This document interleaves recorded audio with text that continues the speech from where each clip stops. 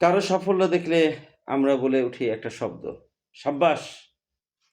এই শব্দটার পিছনে দারুণ একটা গল্প আছে।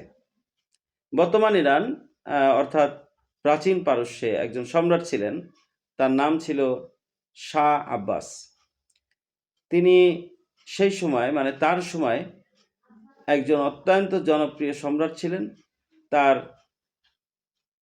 বিভিন্ন যে রাষ্ট্র পরিচালনার সিস্টেম, যুদ্ধ জয়, জনকল্যাণমূলক কাজ, তাকে ব্যতিক্রমধর্মী তার সময়ে শাসক হিসেবে সারা পৃথিবীতে তিনি সমাদৃত হয়েছিলেন।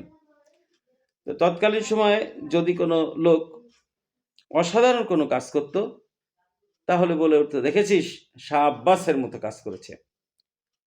তো বিষয়টা হচ্ছে, এখন সময়ের সাথে সাথে এই শাহ আব্বাস কথাটি দ্রুত উচ্চারণে বদলে যেতে যেতে দাঁড়ায় সাব্বাস।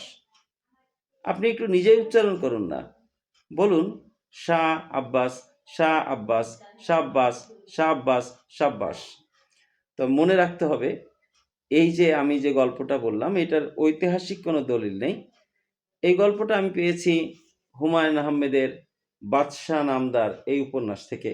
এখানে সম্রাট হুমায়ুন বৈরম খানকে এই গল্পটা বলছিলেন। তো আমার কাছে ভালো লাগা থেকে আমি এটা আপনাদের সাথে শেয়ার করতে চাইলাম, এজন্য বললাম।